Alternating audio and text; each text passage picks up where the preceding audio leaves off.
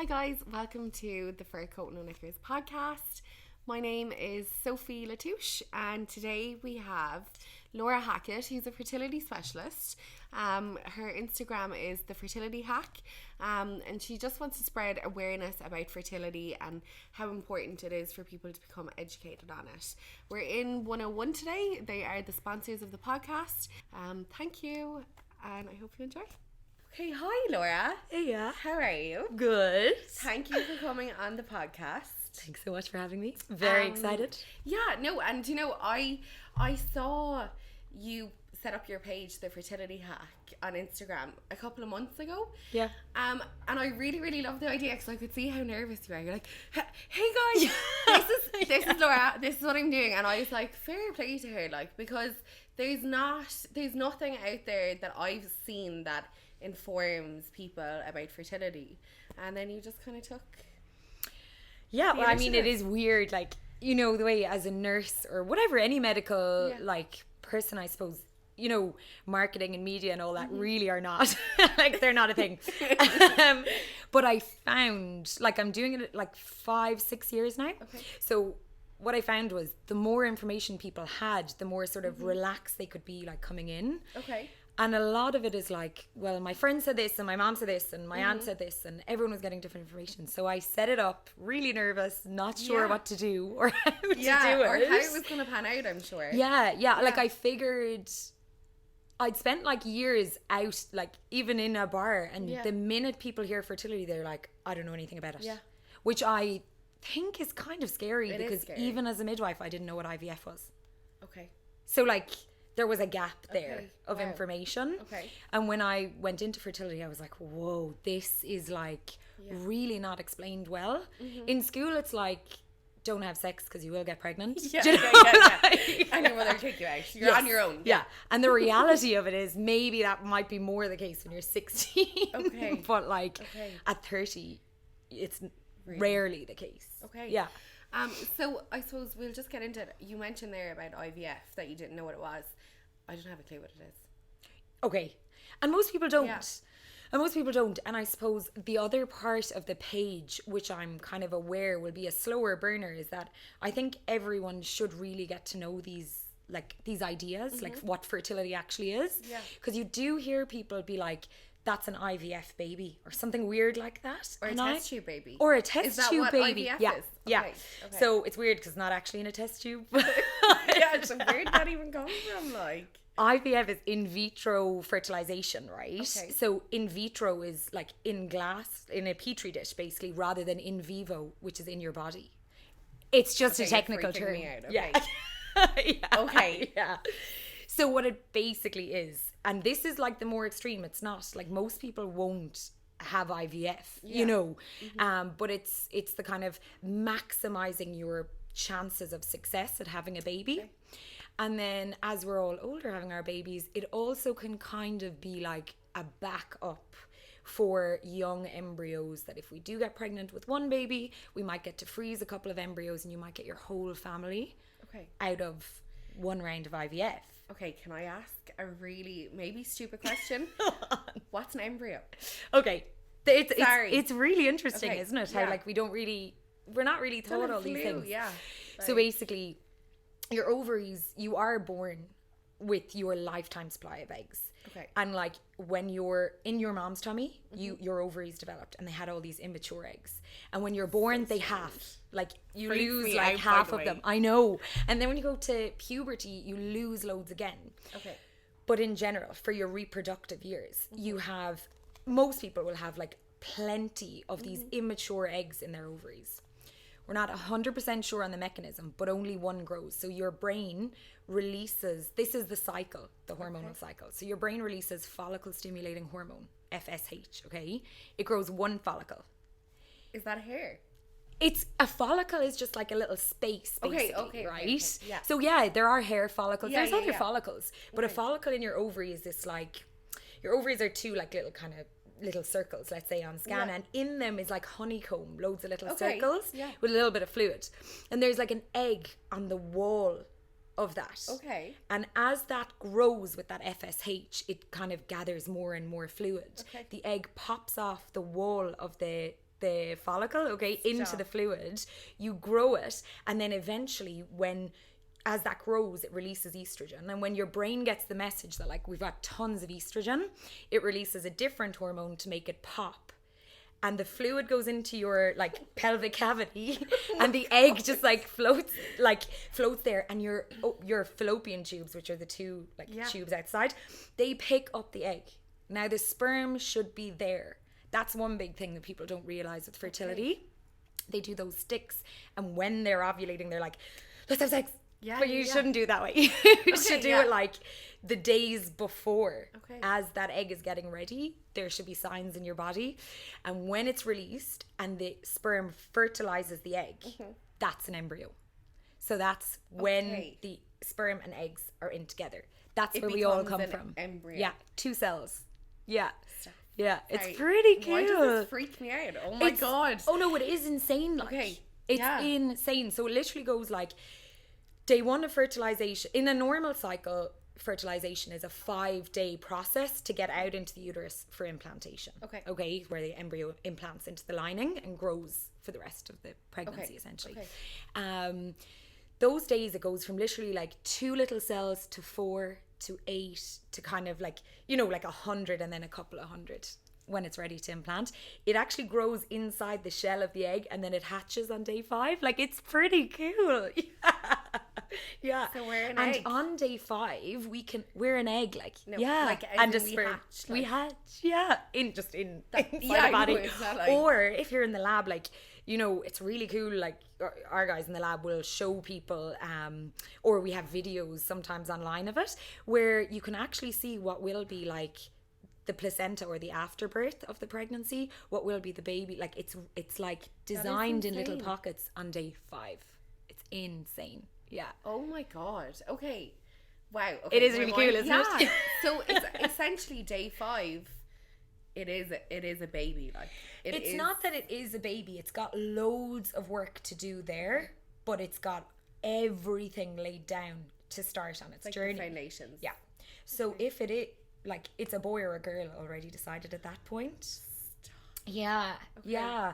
Or like, what can be really hard is like miscarriages, and they kind of happen early, like the majority happen early in the pregnancy.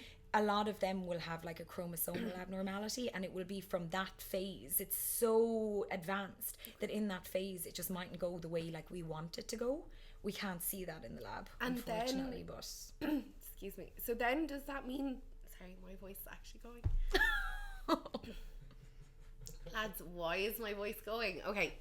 I knew this was going to happen. You're fine. Okay, so then does like, when all of that happens, and say if there is a miscarriage and stuff, and like, what happens then? Like, is there an emotional attachment to... Oh my God. As far as I'm concerned, the emotional attachment happens...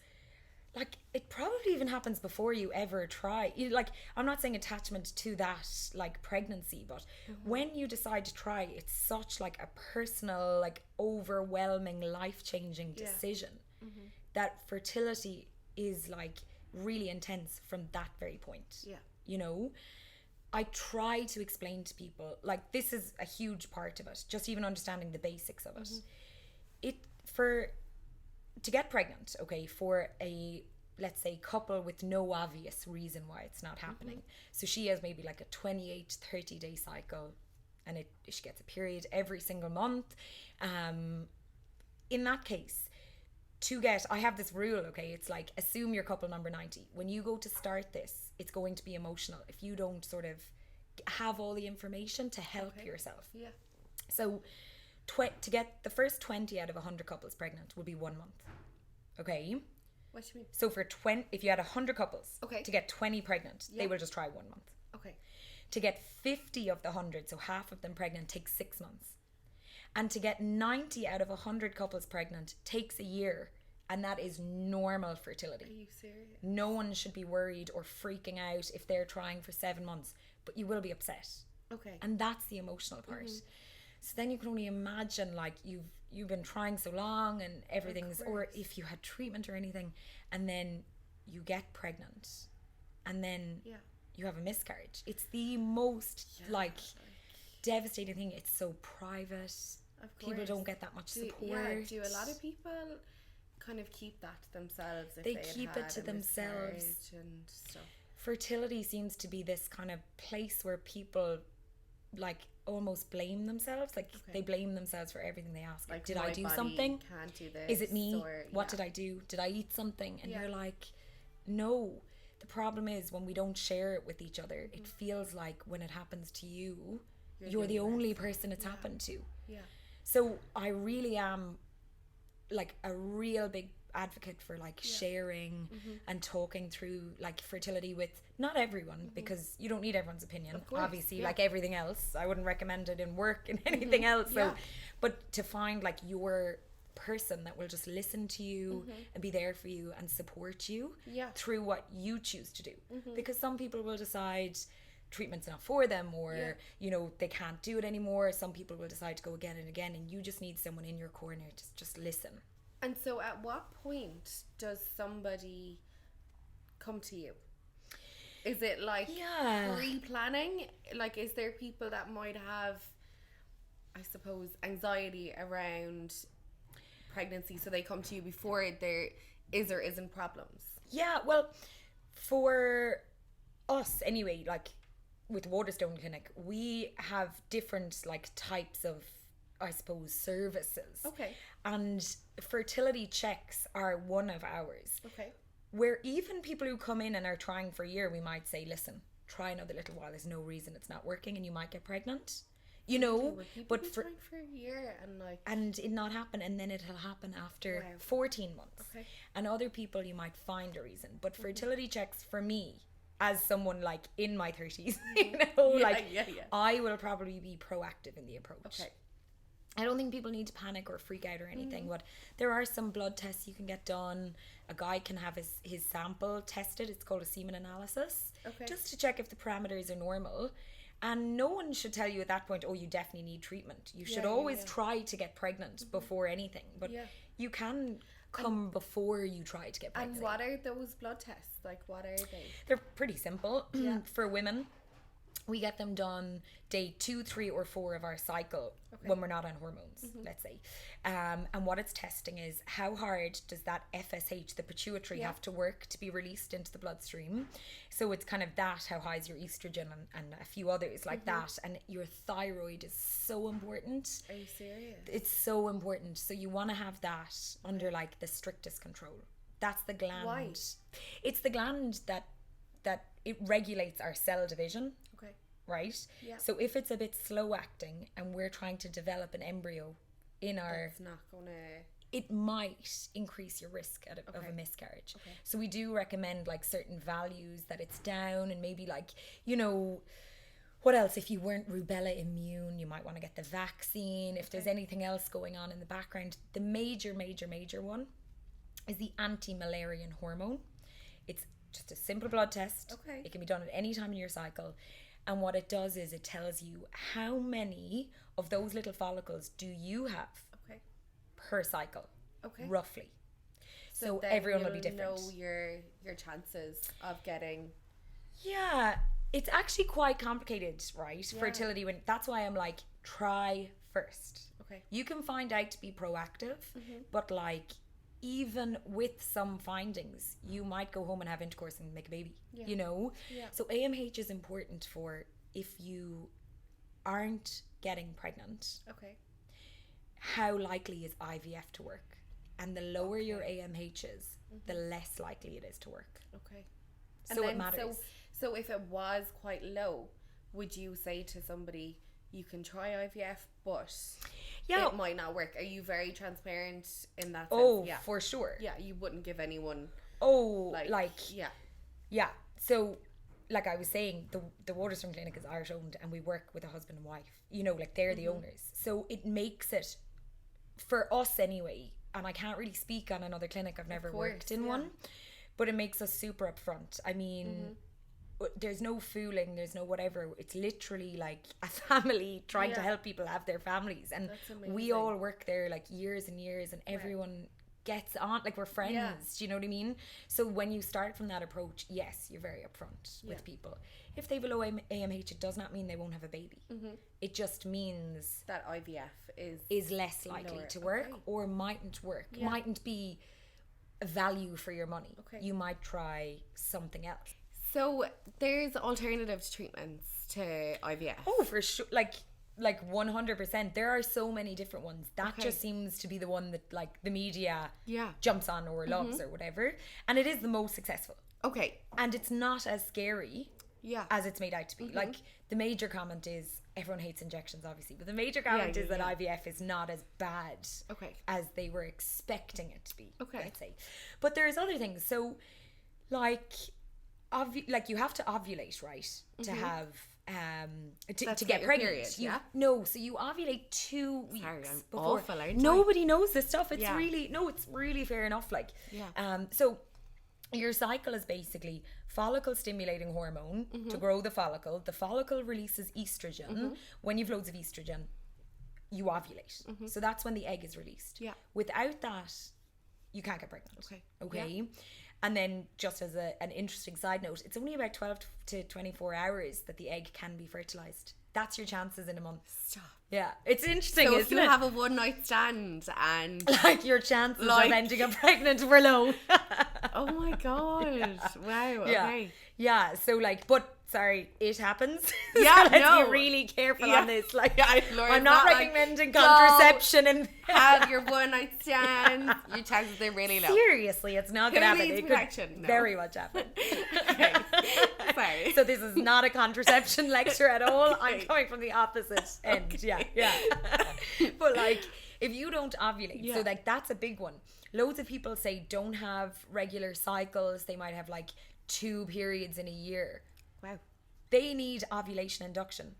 Probably so they not don't IVF. ovulate. So they don't ovulate. So the biggest question I get asked is, why won't my GP give me Clomid? Like, or some version of Clomid, right? So what is Clomid? It's like, it's the weirdest thing. It seems to have like gone out into the world over the last 20 years and everyone thinks, just take Clomid. Like, you know, to get pregnant, you take Clomid. You don't. Clomid sort of makes your brain make the hormones to put you in a cycle to get you to ovulate. If you don't ovulate, chances are you have too many follicles, polycystic ovaries or polycystic ovarian syndrome. Okay. So you have way too many follicles, you've got a hormone imbalance. Okay. There's loads of other things go with that, like difficulty losing weight. You can get like hirsutism, which is like facial hair, because you've loads of testosterone and you don't have loads of estrogen every month. And so with those ones, you take this. I would strongly recommend, coming from a fertility background, that you only get, like, you get scanned if you're taking it. Don't take it blindly. Because it will help you produce a follicle, yes. But is it 1 follicle or 5 follicles? That's what you want to know. You know? So you can only kind of tell based on your reaction from scans. Exactly. Now some people, like, you know, and they're like, are you more likely to have multiple pregnancies with Clomid? Yes, because... What do you mean multiple pregnancies? I said a multiple, like 2 babies, 3 babies. Yeah, like twins, triplets, whatever. That's crazy. Yeah, so like, I recommend being scanned. It's an internal scan. I don't know if you know that. No. They're all fertility and gynae. What do you mean? What do you mean? Like, they actually they're not something in you? Yeah, it's a small probe. They're so highly defined. You can see pretty much everything. And it goes into your vagina. Yeah, it's not sore, but the first one's obviously, you're like, this like, a little bit weird. What is this? Yeah. Definitely not as bad as a smear test. Like, nowhere near as bad as that. And we can see what's developing. And then what we would tend to do in clinics is trigger ovulation to really maximize it. And then you go home and have intercourse. It's only like, it's not an expensive treatment. It's a really good chance if you don't ovulate. We're like, see ya. Yeah.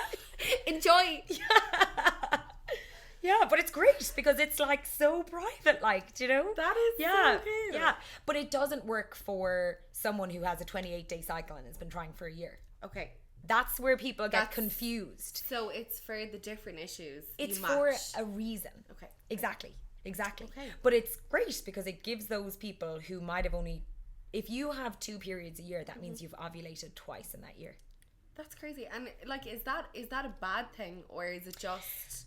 It's obviously not ideal if you're trying to get pregnant. Okay. And in general, polycystic ovarian syndrome has like other risks, diabetes. It's an overall sort of lifestyle thing.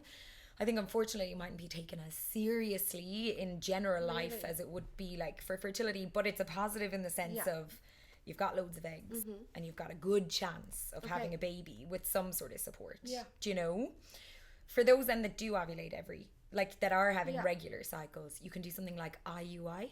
Have you ever heard of that? No. Okay. So that's basically where you might take like a tiny dose of FSH but in an injection. Okay. You inject it with a small needle into your tummy. Have you ever seen in the Kardashians? No. Yeah, Kourtney Kardashian froze her eggs. Oh my god. So you can kind of see. I think Kim did something as well years ago. That's like my pop culture reference to it. But yeah, you just inject a low dose. Okay.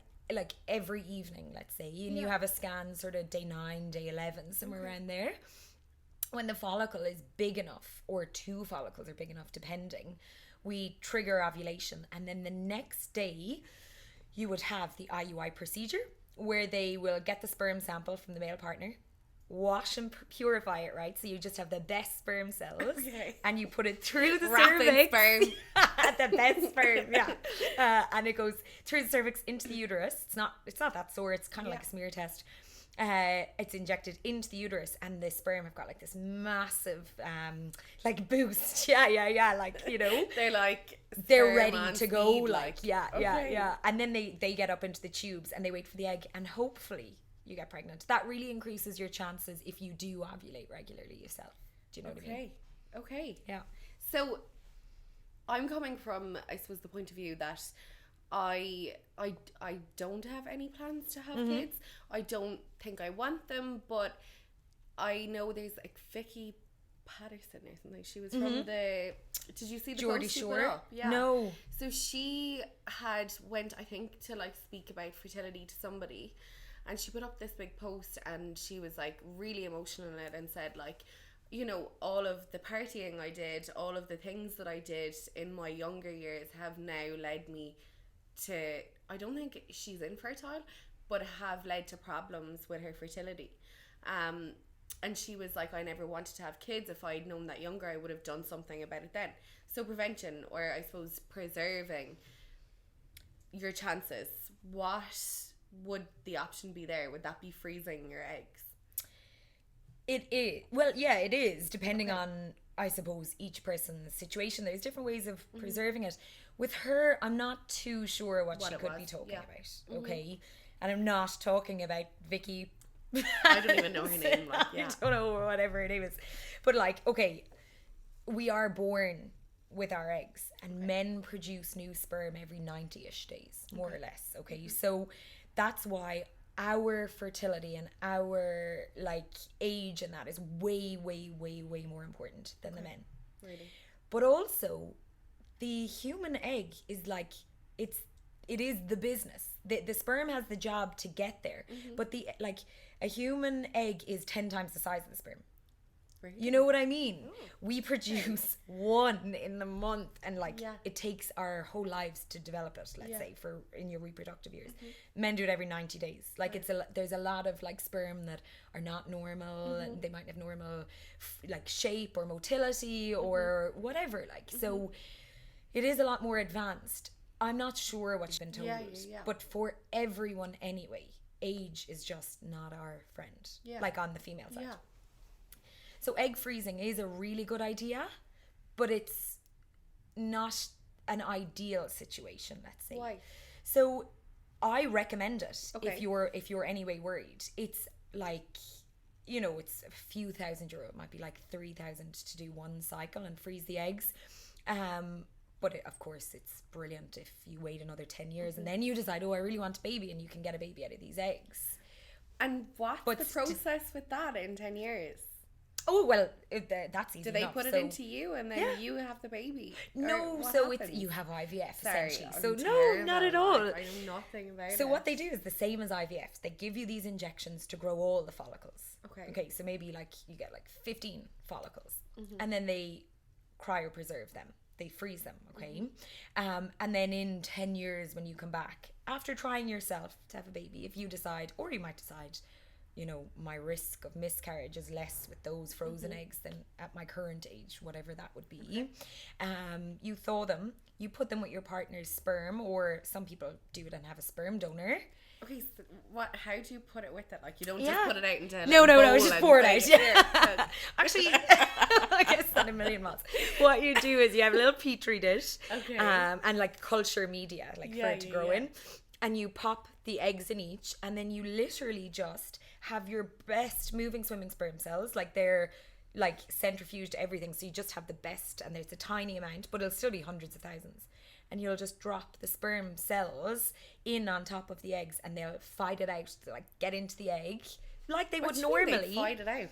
The fastest one gets into the egg and wins. That's how you were made, Sophie. Yeah. The fastest sperm cell made you. Oh my god. That's mad, isn't it? And like releases the information into the egg. The egg sorts out all the information. Like all the chromosomes are like organized and all that. And then you start growing. It's like, mad. No, do you know what? This is terrible, but I actually just have an image in my head of like the sperm just like running after the egg, and it seems very aggressive. Like. Oh, it's very aggressive. It's just like this sperm is like, it's insane. It's like, I know it doesn't seem like a long way to go, but when you're like the 10th of a size of a hair, of the width of a hair, and you're like swimming the whole way up, like it's insane. Yeah. Mad. So the best one kind of gets there. The rest are just kind of left outside or whatever. Outside the gold. Do they die then? Yeah, of course. But like most sperm cells don't do anything. Do you know what I mean? And then they fertilize, and then again, just like with IVF or whatever, they'll grow them out to kind of day 3 or day 5. They'll transfer one, and if there's other embryos from your frozen eggs, they freeze them. Okay. If you're in a relationship maybe and you're thinking, you know, like it's very normal now that people are like, well, you know, I've got this career and okay, we're married now, but we don't want a baby for 3 or 4 years at least, and we're aware of our age at that point. What should we do? The most successful way to preserve your fertility will be to do the full IVF process and freeze the embryos at the end. Oh wow, okay. As a backup.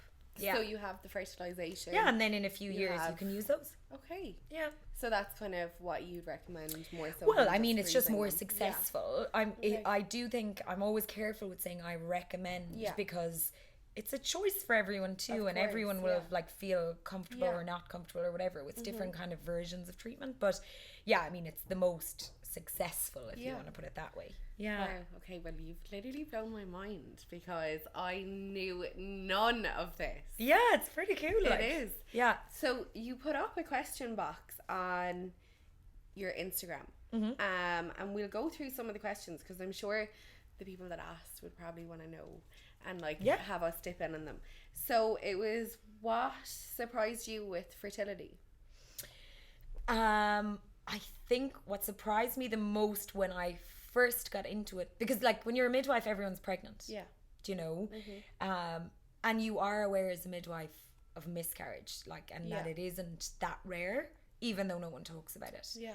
But I think I assumed that IVF worked like, you know, I think I kind of was like, well, I mean, don't worry about you can do it IVF. Because you can always have IVF. Yeah.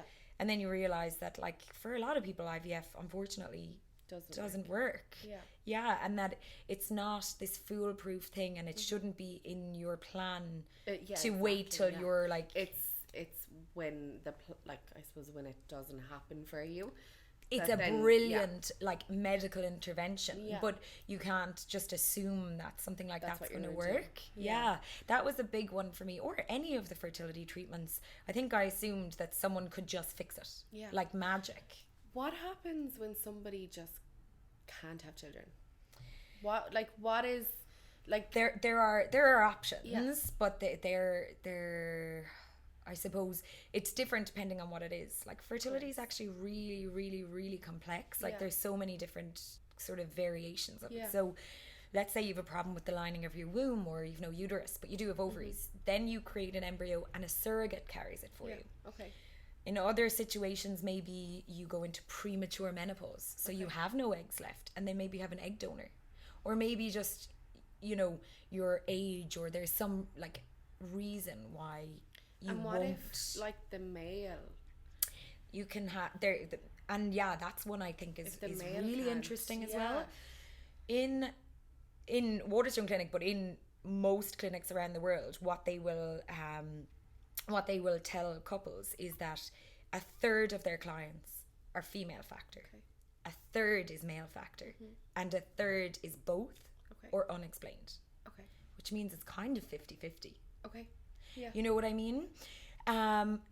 A lot of the male factor thing, I think men get such a fright, so they definitely, because they tend to talk to each other less, definitely don't hear it. Of course. You know, so the first thing someone will ask me is like, have you ever seen this before? Which is just so sad, because we nearly assume it's the women, and the poor men just get such a fright, like, course, do you know? If it's just a low sperm count, or they can be different things, right? You mightn't have enough normal forms, so your like normal shape, so the information, it might be harder to get into the egg. They mightn't be fast enough, or you mightn't have enough to like reliably, quote unquote, a bit like half of them ring men and say, we use no contraception after our IVF and now we are pregnant. But like, if it's kind of lower, it's just that your chances of having a baby are quite low. Do you know what I mean? We do ICSI treatment then, where you do the IVF and we just like inject one of the best sperm cells into the egg. So we kind of give it its headshot, and then you should have the same chances of IVF having a baby. It's pretty cool. If it's only slightly tiny bit low, we'd recommend the kind of IUI. And so I suppose, but what is that part like? What do you do from there? Like, is there, say all of those things don't work, and and then there are other things you can, like they can't have children at all. Like, what is your protocol then? Like, what do you recommend? And so, to be honest, fertility is like so unfairly portrayed. It is the hardest struggle for a couple that I know. Like, obviously there are harder, like nobody's saying it's the hardest thing, but it is so personal. We have the desire to have babies, but it doesn't define us. So sometimes people will go for egg donation or sperm donation or surrogacy or whatever. But usually, like, on the journey, people at some point, and I do want this as a hopeful thing, I do not want this to sound negative. At some point, some couples just decide, we love each other so much. We gave this everything we had. We have no regrets. And as hard as this has been or whatever, we love each other, and we're going to start this new chapter different to what we thought we were going to end with. But they're nearly happy that they'll have no regrets. They did everything and they accept it. I'm not saying that's everyone, and I'm definitely not saying that's easy. It's not easy. But I do want it to be hopeful that it's not the end of your life. Of course, It just will take a while for anyone to get there, and then if you don't want to get there, people have other options, but it's completely their choice. I'd say that's so hard, like, for people, if they, you know what I mean, if they want to have kids, and that intention and that want is there, and then they've tried everything, they've spent all the money, they've you know, it's just, it sounds like it's so emotionally and financially, it's you know, draining, like so hard. It's so unfair. It's a big thing for me, and I'm trying to figure out a way that we can go forward. But like, fertility isn't like a luxury. But the HSE don't cover our fertility cycles. You know what I mean? So like, you know, I just find that is really out of sync. That like, you know, I don't think there's anyone that says like, oh, I did, like, I would have been fine if I didn't have my kids, like, and actually mean it. Like, people that want to have a family really want to have a family. And I just feel like, you know, they've been ignored. There's empty promises every budget about IVF like things, and it's so unfair. Is there counselling services and stuff? Is there any like charities like? We do it. We do counselling for sure for any couples, and there are supports. I mean, there are some cycles in Cork. I think there's some cycles in Dublin, but really, like, no, not really. Like, you can't say, oh, you know, there's this charity that looks after it. And no. That's just awful. No. It's really, really, really unfair. Awful, yeah. It actually scares me because it's not, like, this isn't a choice. Like, no one would choose to have IVF by, like, oh, I'd rather not do anything else and just have a, like, when you need IVF, you need it. And then you're young, like you're in your 20s, 30s, 40s, let's say, when you need fertility treatment mostly. Well, really, and there's just no support for it. It's really hard. I mean, I know, like, Dr. Waterstone calls for it all the time, you know, that we should be supporting, but like, and I'm sure the other, like, clinics do too, but it's very hard. That's just terrible. It's an advanced medicine, and people aren't being supported in it. It's really cruel. Wow. Yeah. I'm going to go back to some of the questions. So, what's the craziest fertility myth? Oh, it's the craziest fertility myth. Well, I suppose that it's all women. Yeah. That it's all the woman's fault. That if you have sex, you will get pregnant. It's like, sometimes. Yeah. Not always. What else? Oh, there are mad ones, like, there's loads of, like, that you're, you know, that, let's say, your body will reject the sperm. It's like, probably not. No, usually not. I'm sure maybe there's one case in a million, but like, it's really rare. Mostly I think the craziest one is that it's all the women's fault. It's the craziest. Well, I'm not surprised. Do you know what I mean? Not surprised. And then there was one about, does birth control affect fertility? That's a huge one. That is a huge one. So essentially, I think what they're talking about is the pill, that person that asked that. And I'm just going to assume that because that's a popular question I get anyway. So the pill basically puts everything to sleep, right? Okay. So it puts you in this artificial cycle. And that artificial cycle... In an artificial cycle? Yeah, it's totally artificial. It's only taken for 28 days because we kind of pretend it's like a real cycle. Are you serious? But you could take it, like, talk to your doctor, I'm not going to say, but there are alternative versions of how you could take it. But you take in oral estrogen and progesterone. And that just kind of thickens the lining of your womb, but keeps your ovaries from producing any follicle. That's why if you don't take it for a day or two, you could ovulate, so you need to be very careful if you miss it. But in general, it keeps the ovaries asleep, and then when you stop taking it, you withdraw from the ovaries, so you have a period, and then you start taking it again. Like, I suppose it seems to people that, okay, well, I started the pill when I was, let's say, 22, and I came off it at 35. And I never had a fertility problem when I was 22, and why do I have one now?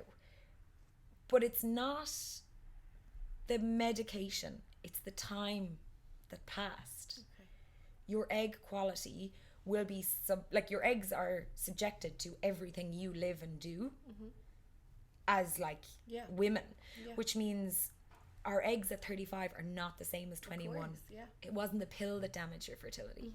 In general, there are definitely odd cases. So, like, it wouldn't be a direct correlation between it's really not lower fertility and taking birth control. Exactly. Okay. It's our age. Okay. And it's really hard to accept that, but it's really crap. Is huge, isn't it? And you have to be grateful to birth control, like, for getting you your career and you know, like, getting you through college and whatever.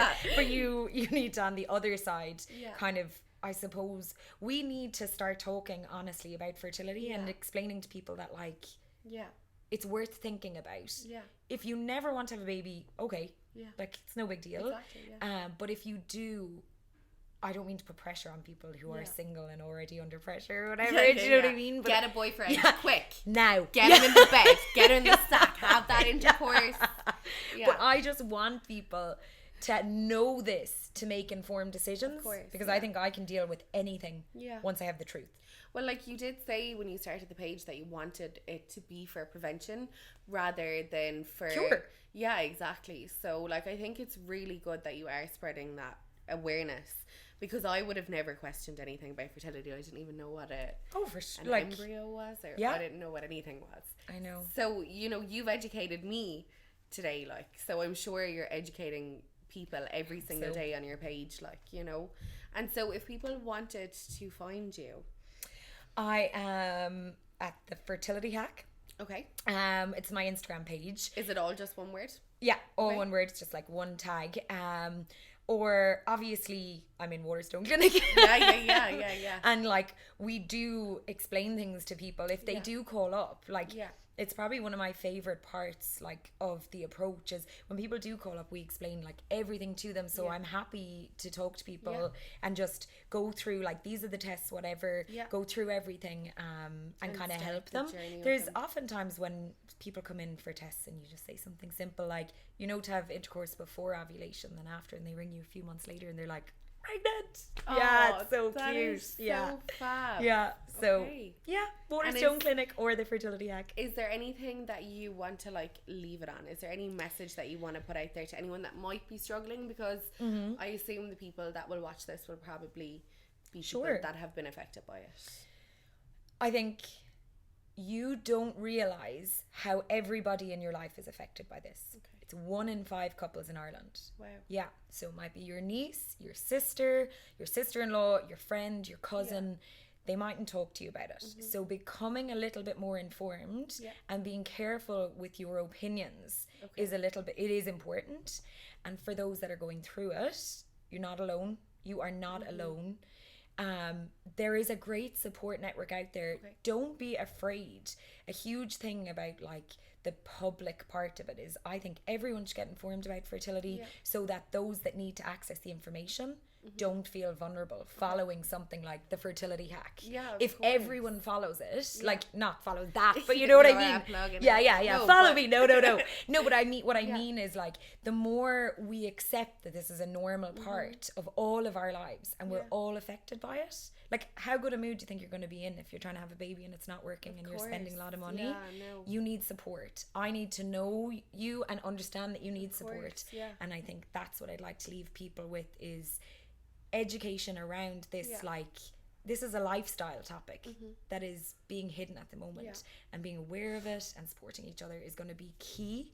And not feeling isolated is all that you can really do. Get informed and not be isolated to really empower yourself. Do you know what I mean? Thanks, Laura. You're fab. Oh God, Thank I know. you.